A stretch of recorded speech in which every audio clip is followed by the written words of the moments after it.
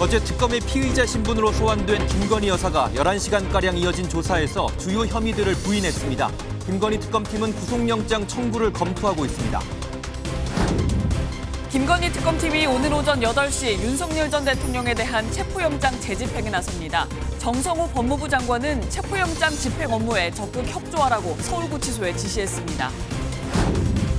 어젯밤 서울 마포구의 한 식당에서 함께 술을 마시던 지인에게 흉기를 휘두른 30대 남성이 체포됐습니다. 피해자인 30대 남성은 숨졌습니다. 미국 프로축구 로스앤젤레스 FC가 조금 전 손흥민 영입을 공식 발표했습니다. 구단 측은 소니를 데려오는 건 우리의 꿈이었다고 밝혔습니다. 시청자 여러분 안녕하십니까? 어제 특검에 소환된 김건희 여사가 11시간 가까운 대면 조사를 마치고 밤 9시쯤 귀가했습니다. 전 대통령 배우자가 피의자 신분으로 공개 소환된 건 헌정사상 처음이죠. 출석 당시 아무것도 아닌 사람이 심려를 끼쳐 죄송하다고 밝힌 김 여사는 귀갓길에는 묵묵부답으로 일관했습니다. 오늘 굿모닝 MBN 첫 소식은 이승훈 기자가 준비했습니다. 첫 소환 조사를 마친 김건희 여사가 어젯밤 9시쯤 특검 사무실을 빠져나옵니다. 출두할 때와는 달리 검은색 안경을 썼고 취재진의 질문에는 묵묵부답으로 일관했습니다. 변호인이 건강이 매우 좋지 않아 양해를 구한다며 질문을 막기도 했습니다. 마지막으로 입장 한 말씀 아니요. 지금은 부탁드려도 좀 될까요? 죄송한데 건강이 매우 안 좋고 어떤 점 소명하셨는지만 간단하게 한 말씀 나중에 부탁드릴 수 있을까요? 말씀드리겠습니다. 죄송합니다. 하셨나요? 어제 오전 10시 11분 특검에 도착한 김 여사는 7시간 조사, 1시간 점심, 3시간 조서 열람을 마치고 10시간 45분 만에 귀가했습니다. 조사는 변호인 3명과 함께 건물 12층에 마련된 5평짜리 조사실에서 진행됐습니다. 통상 고위직 피의자와 수사 책임자 간의 사전 면담인 티타임 없이 조사가 곧바로 진행됐습니다. 김 여사는 모두 16개 의혹 가운데 도이치모터스 주가 조작 의혹, 명태균 공천 개입 의혹, 건진법사 청탁 의혹을 중점적으로 조사받은 것으로 파악됐습니다. 오전 특검 사무실에 출석하는 과정에서 김 여사는 미리 준비한 발언만 짧게 밝혔습니다. 국민 여러분께 저같이 아무것도 아닌 사람이 이렇게 심려를 끼쳐서 진심으로 죄송합니다. 수사 잘 받고 나오겠습니다. 건강상의 이유로 오후 6시 이전에 조사를 끝내달라는 김 여사 측의 요청에 따라 심야 조사는 진행되지 않았습니다. MBN 뉴스 이승훈입니다. 특검팀은 김건희 여사를 피의자로 호칭하며 조사를 이어갔는데요. 김 여사는 진술을 거부하진 않았지만 논란이 된 순방 목걸이 등 주요 사건 관련 혐의는 전면 부인했습니다. 특검팀은 곧바로 김 여사에 대한 구속영장을 청구할지 고심하고 있습니다. 이어서 장동건 기자가 보도합니다. 민중기 특별검사팀은 조사 과정에서 김건희 여사에 대한 호칭은 피의자로 통일했습니다. 김 여사 측 거부 의사에 따라 조사는 영상 녹화 없이 진행됐습니다. 도이치모터스 주가 조작 사건을 수사했던 한문혁 부장검사 등 김 여사의 주요 의혹 수사를 담당했던 부장검사급 검사들이 번갈아가며 투입됐습니다. 특검팀은 미리 준비해둔 약 100쪽 분량의 질문지를 모두 소화한 것으로 파악됐습니다. 김 여사는 진술 거부권을 행사하지는 않았지만 주요 의혹에 대해서는 모르쇠로 일관한 것으로 전해졌습니다. 도이치 주가 조작이 이뤄진 시기에는 서울대 석사과정 등으로 바빠 주식에 신경 쓸 겨를이 없었다는 취지로 공범 의혹을 부인했고 국민의힘 공천에 개입한 적도 없다고 진술했습니다. 건진법사 청탁 의혹 역시 6천만 원대 그라프 다이아몬드 목걸이와 샤넬백 등 선물은 받기는커녕 본 적도 없다는 입장입니다. 특히 나토 순방 당시 착용했다가 재산 신고 누락 의혹이 불거진 고가 목걸이에 대해서는 어머니 최은순 씨에게 모조품을 선물했다가 다시 빌렸다는 취지로 진술한 것으로 전해졌습니다. 남은 조사 대상이 방대하지만 특검팀은 김 여사 추가 소환 일정을 바로 조율하지는 않았습니다. 김 여사가 혐의 대부분을 부인하는 만큼 이르면 오늘 구속영장을 청구하는 방안을 검토할 가능성도 거론됩니다. MBN 뉴스 장동건입니다. 어제 김건희 여사 첫 소환 조사를 마친 김건희 특검팀은 오늘 오전 윤석열 전 대통령에 대한 체포영장 재집행에 나섭니다. 지난 1일 첫 시도가 무산된 지 엿새 만인데요. 정성호 법무부 장관은 윤 전 대통령이 수감된 서울구치소에 법 집행에 적극 협조하라고 지시했습니다. 이어서 이한나 기자의 보도입니다. 김건희 특검팀이 오늘 오전 8시 윤석열 전 대통령에 대한 체포영장을 다시 집행합니다. 지난 이틀간 영장 집행을 보류했던 특검팀이 체포영장 기한 만료일인 오늘 엿새 만에 재집행 시도에 나서는 겁니다. 김건희 여사 소환 바로 다음 날이기도 합니다. 특검팀은 지난 1일 서울구치소를 찾아 체포를 시도했지만 윤 전 대통령의 거부로 무산됐고 2시간 만에 철수했습니다. 피의자는 수의도 입지 않은 채 바닥에 누운 상태에서 체포에 완강하게 거부하였고 특검팀은 윤 전 대통령이 2차 체포 시도에도 거부할 경우 물리력을 써서라도 신병을 확보하겠다며 강경 대응을 예고한 바 있습니다. 체포영장 재집행을 앞두고 정성호 법무부 장관은 서울구치소에 적극 협조할 것을 지시했습니다. 법무부는 어제 언론 공지를 통해 정 장관이 서울구치소에 법과 원칙에 따라 엄정하고 공정한 법 집행이 이루어지도록 특검의 체포영장 집행 업무에 적극 협조하라고 지시했다고 밝혔습니다. 마지막 변수는 변호인 접견 여부입니다. 윤 전 대통령은 오늘 오전 9시 변호인 접견을 신청한 것으로 알려져 체포영장 재집행도 불발될 가능성이 있습니다. 강력한 대면 조사 의지를 밝혀온 특검팀은 만약 오늘 2차 집행도 불발될 경우 체포영장을 재청구하는 방안을 검토할 것으로 관측됩니다. MBN 뉴스 이한나입니다. 이재명 대통령이 주식 차명 거래 의혹을 받고 있는 이춘석 의원에 대해 엄정 수사를 지시했습니다. 민주당은 탈당계를 낸 이 의원을 제명하는 강수를 뒀지만 국민의힘은 아예 의원직 박탈을 촉구하고 나섰습니다. 먼저 이교욱 기자가 보도합니다. 보좌진 명의로 주식을 차명 거래했다는 의혹을 받는 이춘석 의원에 대해 이재명 대통령이 강한 메시지를 냈습니다. 엄정 수사를 주문하는 한편 이 의원을 국정기획위 경제 2분과장에서 해촉하라고 지시했습니다. 사안을 엄중하게 인식하고 있다. 진상을 신속하게 파악하고 공평무사하게 엄정 수사하라 라며 지시하셨습니다. 민주당은 이 의원을 제명했습니다. 이 의원이 이미 자진 탈당 의사를 밝혔지만 민주당은 당규상 최고 징계를 내리며 국민 앞에 고개를 숙였습니다. 당 대표로서 무거운 책임감을 느끼고 추후에 이런 일이 발생하지 않도록 당 소속 국회의원들의 기강을 확실하게 잡도록 하겠습니다. 국민의힘은 민주당이 사태의 심각성에 동의한다면 당직만 잠시 박탈하는 위장 제명이 아니라 의원직 박탈 절차에 협조하라고 촉구했습니다. 단순한 개인 일탈이 아닙니다. 이재명 정권의 자본시장 윤리와 공정성 전반에 대한 심각한 의문을 제기하는 사안입니다. 의원직 제명에는 재적의원 3분의 2 이상의 동의가 필요한데 김병기 민주당 원내대표는 심각하게 보고 있다는 말로 가능성을 열어뒀습니다. MBN 뉴스 이교욱입니다. 이춘석 의원은 현재 금융실명법 위반 혐의로 입건된 상태입니다. 서울경찰청이 직접 수사에 착수했는데 상황에 따라선 자본시장법이나 공직자윤리법 등 추가로 혐의가 적용될 수 있다는 전망도 나옵니다. 보도에 이승민 기자입니다.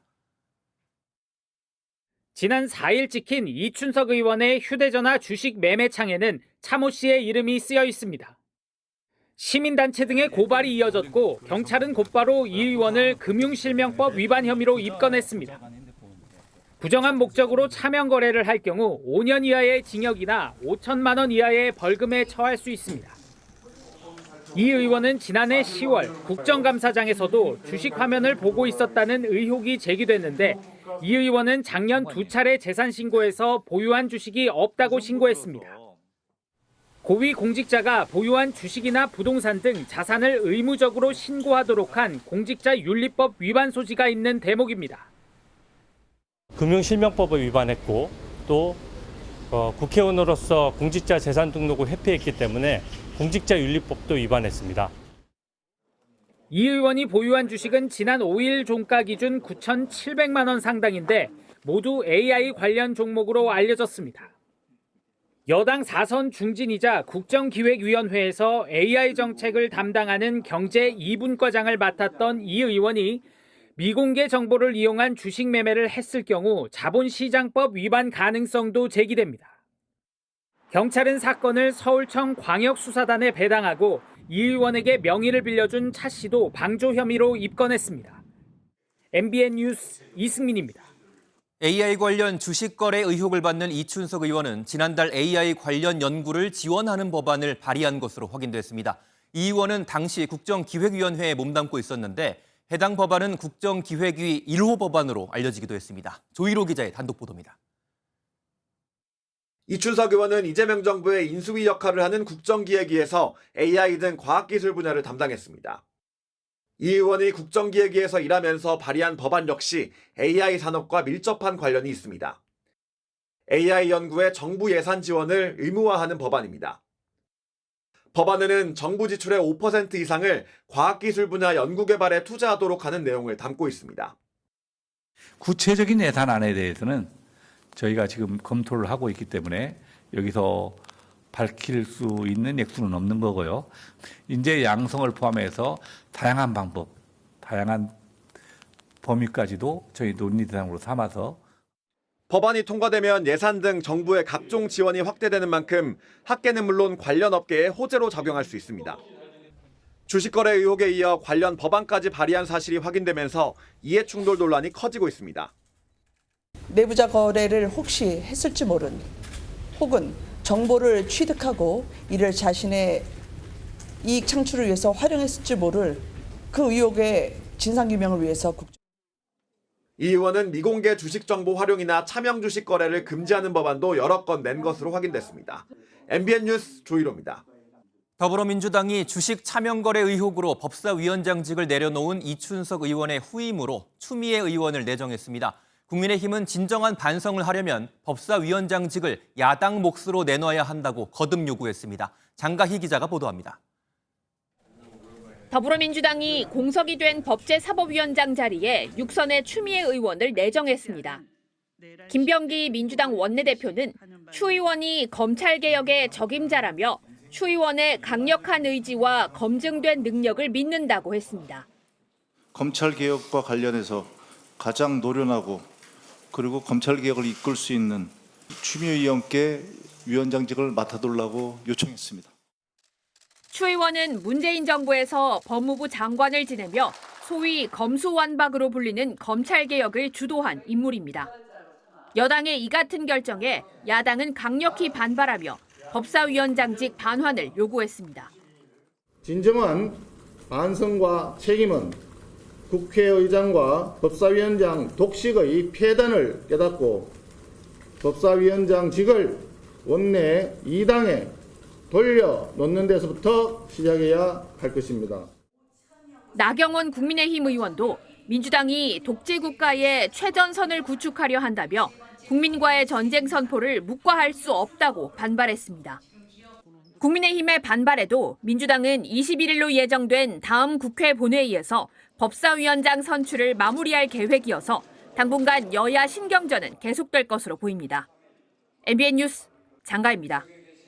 이재명 대통령은 이춘석 의원에 대한 엄정 수사 지시와 함께 이딴 산재 사고를 낸 건설업체 포스코 ENC에 대해서도 면밀하게 조사할 것을 지시했습니다. 이 대통령은 건설 면허 취소에 입찰 금지까지 거론했습니다. 표선우 기자가 보도합니다. 지난 4일부터 여름 휴가에 돌입한 이재명 대통령이 휴가 중 첫 긴급 지시를 내렸습니다. 대상은 올해만 5번의 산업재해 사고가 발생한 포스코 ENC입니다. 이 대통령은 포스코 ENC의 매뉴얼 준수 여부와 예방 가능한 사고는 아니었는지 면밀히 조사하라고 지시했습니다. 면허 취소, 입찰 금지까지 언급하며 정부 차원의 강한 대응 방침도 시사했습니다. 건설 면허 취소, 공공 입찰 금지 등 법률상 가능한 방안을 모두 찾아서 보고할 것을 지시하셨습니다. 징벌 배상제 등 가능한 추가 제재 방안을 검토하여 보고할 것을.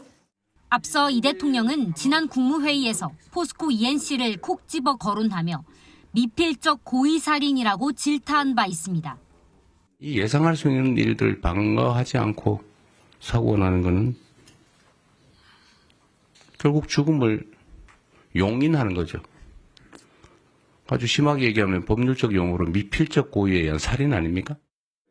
질타 반나절 만에 포스코 ENC는 대표까지 나서 사과했지만 사과 엿새 만인 지난 4일 감전으로 근로자가 의식불명에 빠지는 사고가 발생하자 이 대통령이 직접 나선 것으로 보입니다. 포스코 ENC는 책임을 통감한다며 사의를 표명한 정의민 전 사장의 사표를 수리하고 신임 사장으로 안전 전문가를 내정했습니다. 하지만 이 대통령이 산재 근절에 강한 의지를 보여왔던 만큼 추가 제재는 불가피해 보입니다. MBN 뉴스 표선우입니다.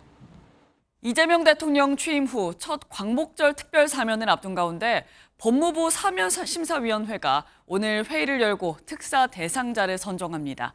이번 특사의 최대 관심은 조국 전 조국혁신당 대표의 사면 여부입니다. 문재인 전 대통령이 조 전 대표의 사면 필요성을 이 대통령 측에 전달했습니다. 김지영 기자가 보도합니다. 이재명 정부의 첫 8.15 광복절 특별 사면을 위한 법무부 사면심사위원회가 오늘 열립니다. 조국 전 조국혁신당 대표가 사면 대상에 포함되는지가 가장 큰 관심인 가운데 문재인 전 대통령이 이재명 대통령 측에 조 전 대표의 사면 복권 의견을 전달했습니다. 문 전 대통령은 광복절에 열리는 국민임명식 초청장 전달차 지난 5일 경남 양산 평산마을을 찾은 우상호 정무수석을 만난 자리에서 이 같은 뜻을 밝혔습니다. 의견 수렴 단계고 아직 최종적 검토 내지는 결정은 이르지 않은 것으로 알고 있습니다. 민생경제 회복 등에 초점을 맞춘 특별 사면을 검토하고 있는 이 대통령은 사면 대상자를 고심 중인 것으로 알려졌습니다. 국민의힘은 이번 광복절 특사에는 정치인이 포함돼서는 안 된다고 강조했습니다. 국민의힘에서는 이번 광복절에 어떠한 정치인 사면도 반대합니다. 제가 전달했던 명단에 대해서도 철회하겠습니다. 반면 조국혁신당은 인사차 국회를 찾은 정성호 법무부 장관을 만난 자리에서 당에 파랑새가 올 것 같아 아주 기쁘다며 사면 기대감을 드러냈습니다. 사면은 대통령의 권한이라는 입장을 유지하고 있는 정청래 더불어민주당 대표가 오늘 문 전 대통령을 예방하는 자리에서 조 전 대표 사면 문제를 언급할지도 주목됩니다. 광복절 특별 사면 대상자는 이르면 오는 12일 국무회의에서 최종 확정될 전망입니다. MBN 뉴스 김지영입니다. 어젯밤 서울 마포구 대흥동에서 지인에게 흉기를 휘둘러 숨지게 한 30대 남성이 경찰에 체포됐습니다. 그런가 하면 부산 동래구의 한 터널에서 주행 중이던 차량에 불이 나 한때 터널 진입이 통제되기도 했는데요.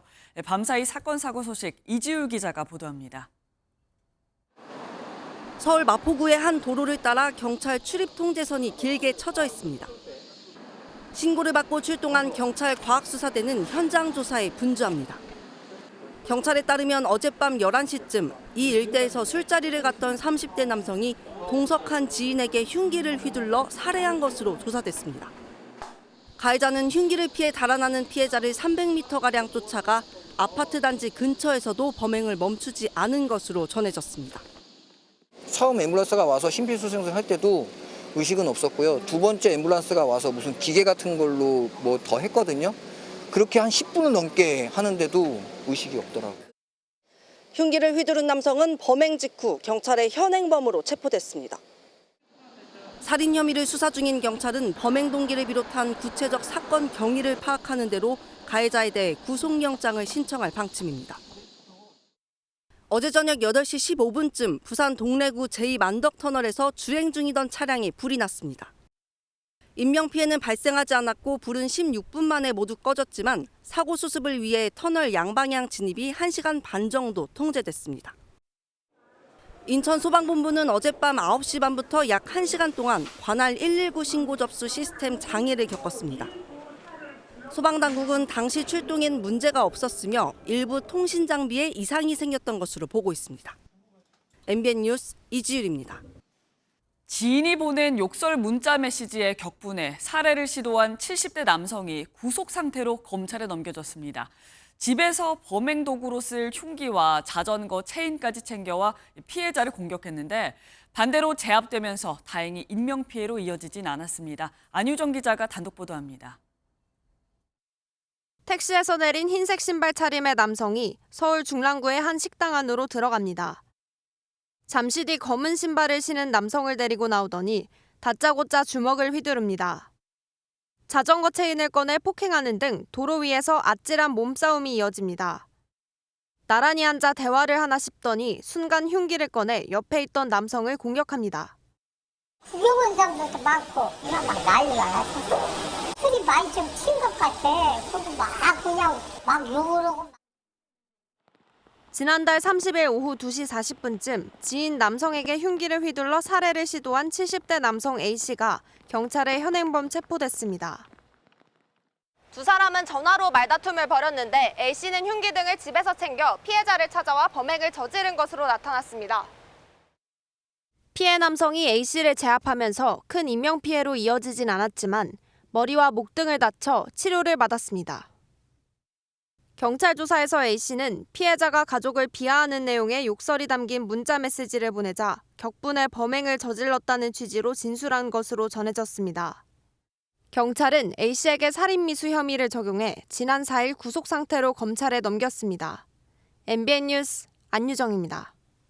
대전 도심 한가운데서 전 여자친구를 흉기로 잔혹하게 살해한 20대 남성이 구속됐습니다.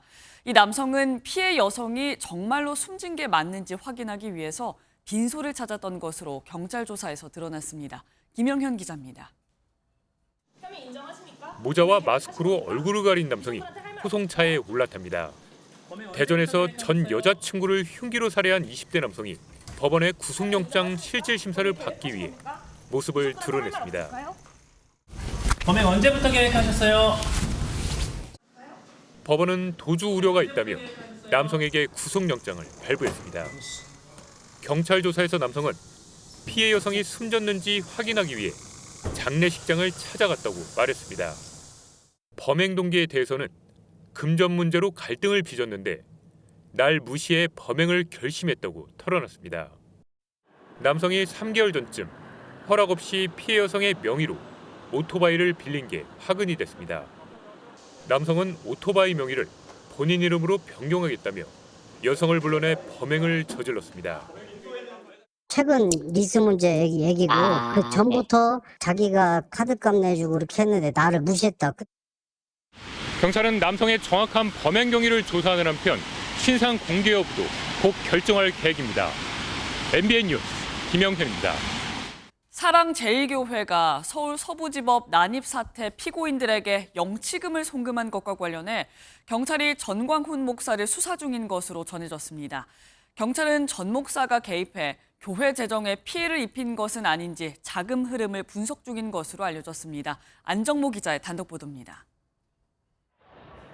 지난 1월 서울 서부지법 난동 사태로 현재까지 128명이 재판에 넘겨져 81명이 1심 선고를 받았습니다. 해당 피고인들에 대해 전광훈 사랑제일교회 목사는 구치소에서 쓸 수 있는 영치금을 송금했다고 공개적으로 밝혔습니다. 깜빵을 가보면요, 영치금을 안 넣어주면요 사람이 굉장히 힘들어요. 윤영보를 비롯해 전체 다 영치금을 그것도 내가 넣어준 게 아니라 우리 교회 재정부에서.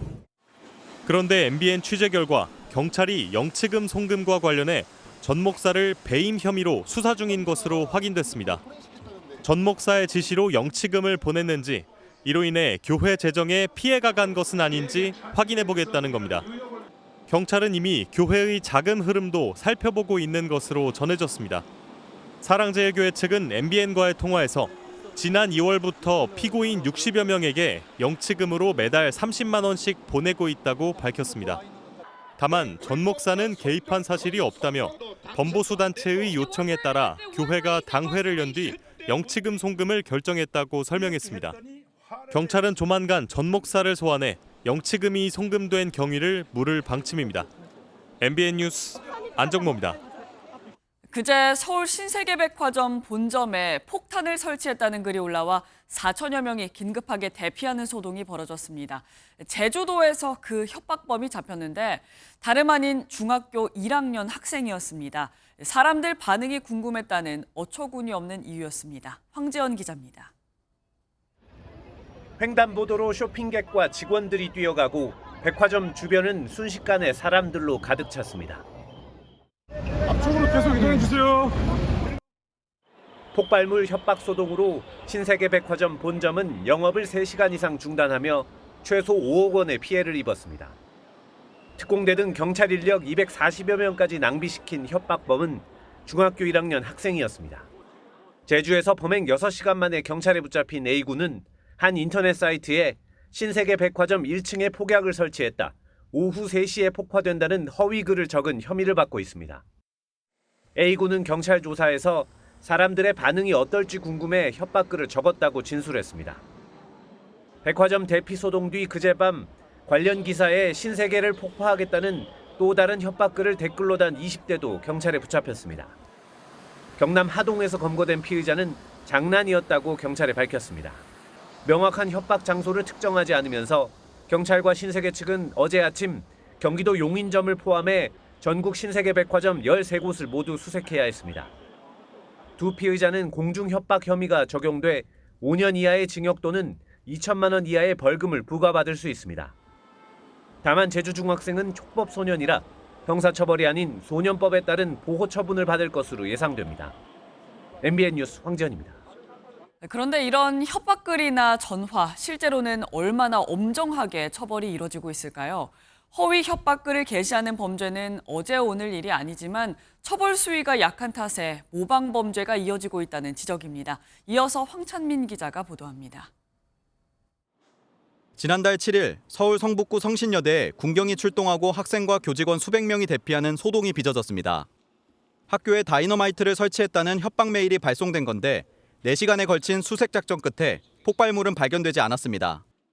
지난 6월에도 강남의 한 입시학원에 폭발물을 설치했다는 온라인 커뮤니티 게시글 탓에 새벽에 경찰 특공대까지 출동했습니다. 곳곳에서 잇따르는 허위 협박글 범죄에 시민들의 불안감과 함께 강한 처벌이 필요하다는 목소리가 커지고 있습니다. 저희 학교를 특정해서 칼부림을 하러 가겠다 이런 글이 올라온 적도 있는데 그때는 진짜 그 집 밖으로 나가지 못할 정도로. 하지만 처벌 수위는 솜방망이에 그치고 있습니다. 앞서 인천 부평과 서울 대림역 살인 예고글 작성자들과 한티어 칼부림 예고범 모두 징역형 집행유예 선고에 그쳤습니다. 공중협박죄가 신설된 지난 3월부터 지난달까지 관련 혐의로 48명이 검거됐는데 구속된 피의자는 4명에 불과합니다. 공권력 낭비에 대한 손해배상 청구도 가능하지만 최근 3년간 경찰청 차원에서 허위 협박글 게시자에게 손해배상을 청구한 건 3건뿐입니다. 공중협박죄가 도입됨으로 인해서 협박죄가 형량으로 치면 되게 가벼운 형량의 축에 속했는데 앞으로는 좀 형량이 강화될 것으로 저는 기대를 하고 있습니다. 일각에선 국가 행정력 손실에 대한 원칙적인 구상권 행사가 이루어져야 한다는 주장도 제기됩니다. MBN 뉴스 황찬민입니다.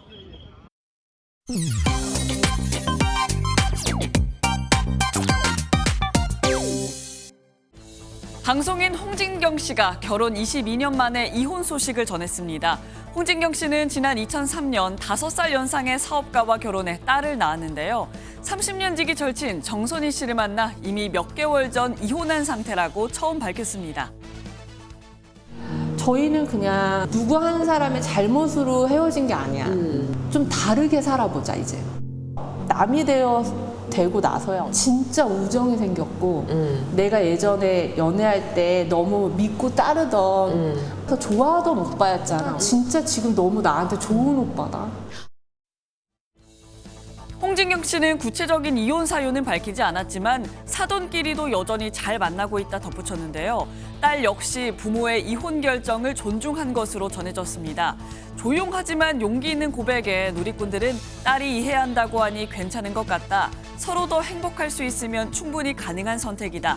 잘 헤어지는 것도 중요한 것 같다라며 응원을 보내고 있습니다. 달리는 버스 안에서 손잡이 봉에 맨발을 걸쳐놓은 승객의 사진이 누리꾼들의 문매를 막고 있습니다. 하차 문과 가까운 곳에 위치한 손잡이, 다른 승객들의 손길이 상당히 자주 닿는 부분인데요. 이 승객 떡하니 발을 올리고 잠들어 있습니다. 제보자는 위생이나 냄새를 떠나 시각적으로 너무 불쾌했다고 전했는데요. 공공장소를 안방처럼 사용하는 이른바 맨발 빌런, 카페에서도 포착됐습니다. 같은 날 온라인 커뮤니티에 올라온 사진인데요. 카페에 마련된 소파형 좌석과 테이블에 발을 올려 거의 눕다시피 있습니다. 누리꾼들은 왜 자꾸 이런 사람이 나오나 제발 안방과 공공장소를 구분하자 시민의식이 바닥이다라며 싸늘한 반응을 보내고 있습니다. 부산의 한 골목에서 동물학대로 의심되는 장면이 포착돼 온라인에서 공분을 사고 있습니다. 강아지와 산책하던 남성, 갑자기 목줄을 잡아당기더니 좌우로 강하게 흔들기 시작합니다. 강아지는 몸이 완전히 공중에 뜬 채 맥없이 흔들리는데요. 목줄에 묶여 있어 제대로 저항도 하지 못하는 모습입니다. 목격자가 제지하자 이 남성은 입질을 하려고 해서 교육 중이었다 해명하며 급히 자리를 떴다고요. 누리꾼들은 저건 교육이 아니라 범죄다. 작은 강아지 같은데 충격이 클 것 같다. 밖에서 저 정도면 집에선 얼마나 학대하겠나라며 분노하고 있는데요. 논란이 커지자 현재 경찰도 수사에 나섰습니다. 지금까지 인터넷 와글와글이었습니다. 남미에서 출발한 화물선이 부산항에 들어왔는데 컨테이너 안에는 무려 2천만 명이 동시에 투약할 수 있는 코카인이 들어있었습니다. 국제 공조를 통해 이를 적발한 수사당국은 다른 나라에서 회수됐어야 할 코카인이 이른바 배달 사고로 부산까지 온 것으로 결론 냈습니다. 보도에 박상호 기자입니다. 차량형 엑스레이 검색기가 컨테이너 내부를 탐지합니다. 이상 물체를 감지한 세관이 컨테이너를 열자 방수 포장된 꾸러미 12개가 나옵니다. 간이 검사를 했더니 다름 아닌 코카인입니다. 맞네. 똑같네. 적발된 코카인은 모두 600kg입니다. 무려 2천만 명이 동시 투약할 수 있는 양입니다. 시가 3천억 원 상당으로 부산항에서 적발된 역대 최대 규모입니다. 이곳 마약 당국으로부터 우범 컨테이너 정보를 입수했습니다. 속보와 달리 다른 선박에 우범 컨테이너가 적재되어 있음을 확인하고 이 화물선은 에콰도르에서 출발해 멕시코와 페루, 일본을 거쳐 부산에 도착했고 최종 목적지는 중국으로 확인됐습니다. 우리나라와 연관성은 없는 것으로 확인됐습니다. 중남미에서 선적되어 제3국에서 회수할 예정이었으나 불상의 이유로 회수되지 못한 채 부산 신안까지 오게 된 것으로 지난해 1월과 4월에도 이른바 배달 사고로 추정되는 코카인이 부산항에서 연이어 적발됐습니다. 검찰은 수사 자료는 미국 마약 단속국에 넘기고 압수한 코카인은 전량 폐기합니다. MBN 뉴스 박상호입니다. 도심 한가운데를 번호판도 없이 질주하던 오토바이가 경찰과 추격전을 벌인 끝에 붙잡혔습니다. 비가 내리는 중에도 도심에서 시속 100km 가까이 속도를 냈는데 면허도 없고 겁도 없는 10대들이었습니다. 법은 이번에도 미성년자란 사실과 초범이란 사실을 감안할 것으로 보입니다. 장진철 기자의 보도입니다. 도심을 빠르게 질주하는 오토바이. 경찰차를 보더니 속도를 더 올려 주행랑칩니다. 오토바이에 탄 2명은 헬멧도 쓰지 않았습니다. 신호를 무시하는 건 기본이고 위험천만한 역주행까지 일삼습니다. 도주국을 이어가던 중 하마터면 길을 건너는 사람을 그대로 칠 뻔하는 아찔한 상황도 벌어집니다. 경찰의 번호판이 없는 오토바이가 시내를 질주한다는 신고가 들어온 건 오후 8시 30분쯤. 순찰차 3대가 20km 추격전 끝에 차량 통행이 없는 곳에서 겨우겨우 이들을 멈춰 세우는 데 성공합니다. 신고가 들어온 지 40분 만에 위험천만한 무법 질주가 끝났습니다. 고등학교 1학년 15살이었습니다. 면허시험 볼 자격도 안 되는 청소년입니다. 그날 살짝 비가 왔거든요. 비가 왔는데 비가 와서 더 속도는 못 냈던 것 같은데 한 80에서 100km 정도 됐던 것 같습니다. 아는 형의 오토바이를 빌려 춘천 시내를 돌고 있었다고 진술한 것으로 알려졌습니다. 경찰은 난폭운전과 무면허 운전 등 도로교통법 위반 혐의로 운전자를 입건해 조사하고 있습니다. 또 번호판 없는 오토바이 주인 아는 형에게는 과태료 처분이 내려질 예정입니다. MBN 뉴스 장진철입니다. 축구대표팀 주장 손흥민이 정든 토트넘을 떠나 미국 LAFC 입단을 확정했습니다. 조금 전 입단 기자회견이 막 끝났는데 자세한 소식 취재기자 연결해 들어보겠습니다. 최영규 기자, 손흥민 선수 입단 소식 전해주시죠. 네, 우리 시간으로 오전 6시에 시작된 손흥민의 입단 기자회견은 50분 가까이 진행됐습니다. 흥겨운 음악과 함께 기자회견장에 들어온 손흥민은 LAFC 구단 관계자들뿐만 아니라 LA시 관계자들에게도 큰 환영을 받았는데요. 이런 환영에 손흥민은 LA에 오게 돼 정말 기쁘고 행복하다며 꿈이 이뤄졌다고 첫 소감을 말했습니다.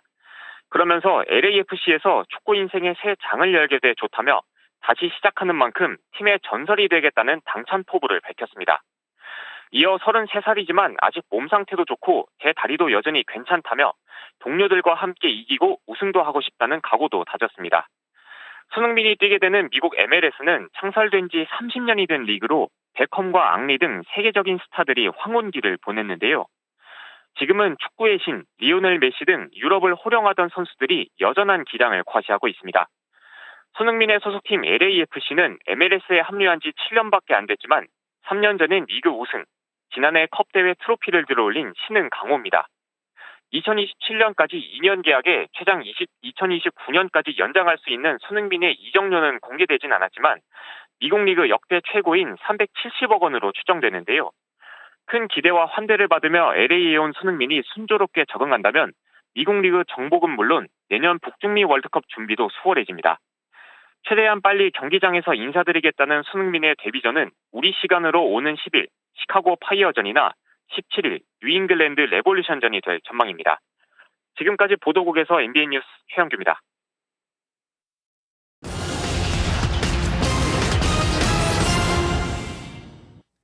이번 달 수박과 복숭아, 토마토 등이 폭염으로 생산량이 줄면서 평년보다 비싸질 것이란 전망이 나왔습니다. 도매 가격 기준으로 수박 1kg은 3,100원으로 평년보다 17.4%, 복숭아는 4kg에 3만 원대, 토마토는 5kg에 2만 원대로 각각 30% 이상 오를 것으로 예상됐습니다. 55세부터 79세까지의 고령층 경제활동 인구가 통계 집계 이래 처음으로 1,000만 명을 돌파했습니다. 또한 고령층 10명 중 7명은 계속 일하기를 희망했고 근로희망 연령은 평균 73.4세로 집계됐습니다. 고령층 월평균 연금 수령액은 86만 원에 그치면서 생계 유지가 어려워 계속 일할 수밖에 없는 구조란 분석이 나왔습니다. 1997년 이후 출생한 Z세대 10명 가운데 6명은 값은 비싸도 환경을 생각하는 기업 제품을 구매하겠다는 생각을 가진 것으로 조사됐습니다. 이는 환경, 사회, 지배구조를 뜻하는 ESG가 우리 사회에 중요하게 자리 잡으면서 기업의 ESG 실천이 소비자 제품 선택에 직접적인 영향을 미치는 것으로 분석됐습니다. 지금까지 오늘의 굿모닝 경제였습니다.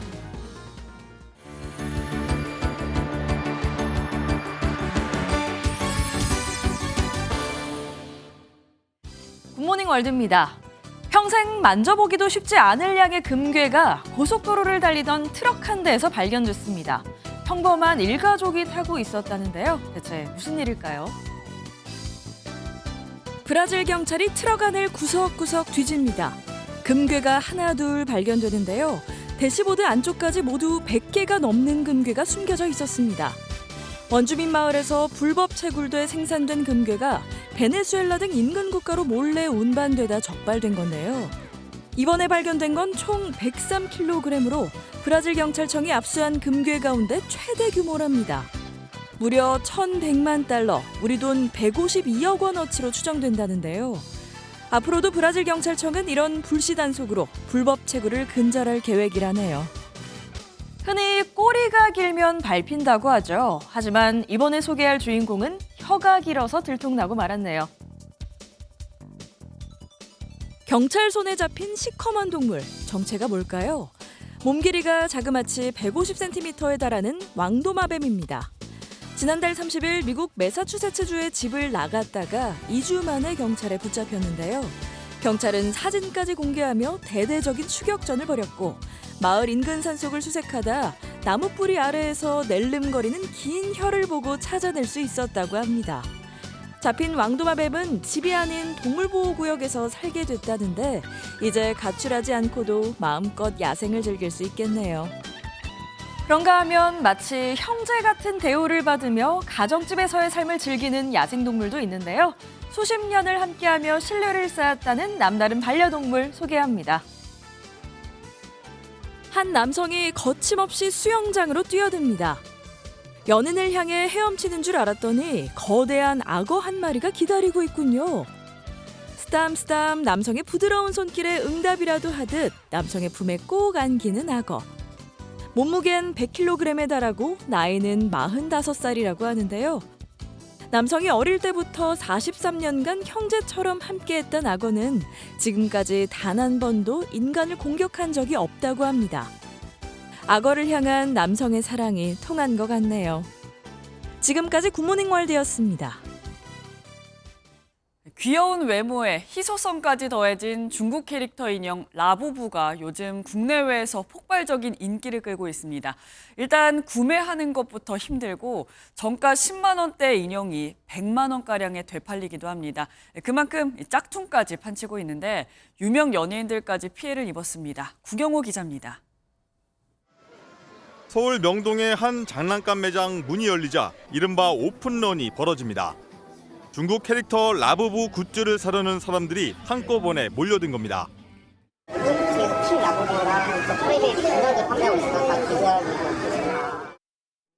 온라인몰에서도 전량 매진될 정도로 인기인데 주근깨의 뾰족한 이빨을 가진 털복숭이 캐릭터에 중국은 물론 국내에서도 열광하고 있습니다. 뽑기 방식인 랜덤 박스를 구매해 희귀 아이템을 뽑으면 고가에 되팔 수 있어 리셀 테크로 주목받습니다. 정가 11만 원이지만 중고 거래 앱에서는 100만 원이 훌쩍 넘는 거래도 이뤄집니다. 상황이 이렇다 보니 가품도 기승을 부려 실제 명동시장의 편집숍에선 이른바 짝퉁을 쉽게 찾아볼 수 있었습니다.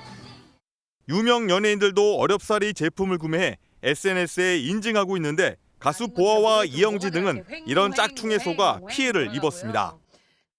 QR 밑에 정품 긁는 게 있다 했는데 없고요. 카드 없고요. 키링이 이 라부부랑 색깔이 똑같아야 되는데. 이에 관세청은 최근 2달간 집중 단속을 벌여 지난달 말 군사랑을 통해 들여오던 라부부 굿즈 등 총 7천여 점을 압수했습니다. 인형뿐만 아니라 이제 피규어나 열쇠고리, 휴대폰, 케이스 등 다양한 품목에서 적발되었고요. 육안으로는 이제 정품하고 가품이 구분하기가 매우 어려울 정도로 정교하게 관세 당국은 위조 의심 품목의 통관 검사를 강화하는 한편 적발품은 즉시 폐기 조치할 예정이라고 밝혔습니다. MBN 뉴스 구경입니다. 전 세계인의 입맛을 사로잡은 K푸드의 인기, 이제는 소스로까지 이어지고 있습니다. 고추장, 된장 같은 전통 장류뿐만이 아니라 라면 소스나 불고기 소스까지 해외에서 불티나게 팔리고 있는데요.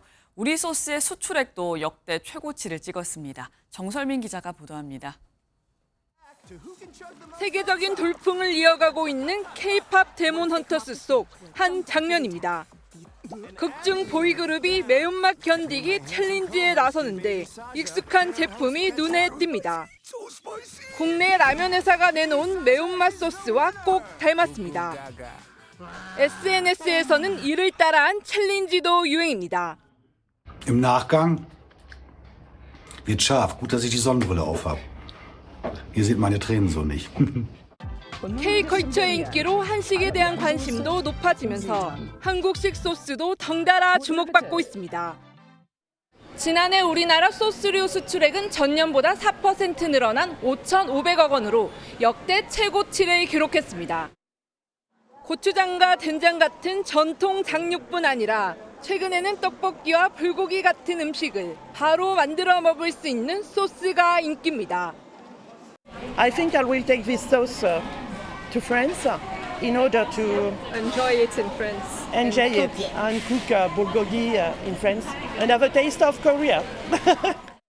한 외식 기업은 비빔밥과 덮밥 등 자신들의 메뉴를 전 세계에서 그대로 즐길 수 있도록 해외 식당에 소스를 수출하기 시작했습니다. 전 세계 소스 시장 규모는 3년 뒤 100조 원 규모로 성장할 것으로 전망되는 가운데 미국의 핫소스, 중국의 굴소스 같은 한국 대표 소스가 등장할지 주목됩니다. MBN 뉴스 정설민입니다. 도널드 트럼프 미국 대통령이 미국으로 수입되는 반도체 약 100%의 관세를 부과할 것이라고 밝혔습니다. 반도체는 자동차에 이어 우리나라의 두 번째 대미 수출품이어서 국내 반도체 업계에 상당한 영향을 미칠 전망입니다. 오늘은 가을의 시작을 알린다는 절기 입추입니다. 절기가 무색하게 오늘도 후텁지근하겠습니다. 현재 남부지방을 중심으로는 폭염특보가 발효 중이고요.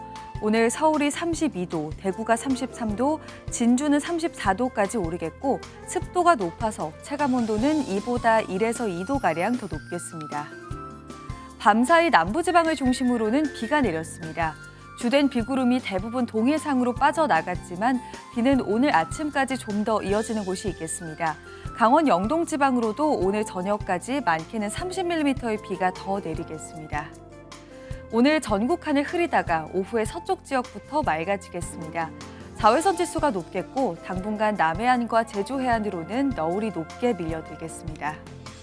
이 시각 현재 기온을 보시면 서울이 25.6도, 부산은 27도 선에서 출발하고 있고요. 낮 최고 기온은 서울이 32도, 창원은 34도까지 올라서 어제보다 2에서 5도가량 더 높겠습니다. 이번 주말과 월요일에는 남부지방에, 다음 주 화요일에는 다시 전국에 비가 내릴 전망입니다. 날씨였습니다. 저희는 내일 아침 7시에 더 알찬 소식으로 돌아오겠습니다. 건강하고 행복한 하루 보내시기 바랍니다. 고맙습니다.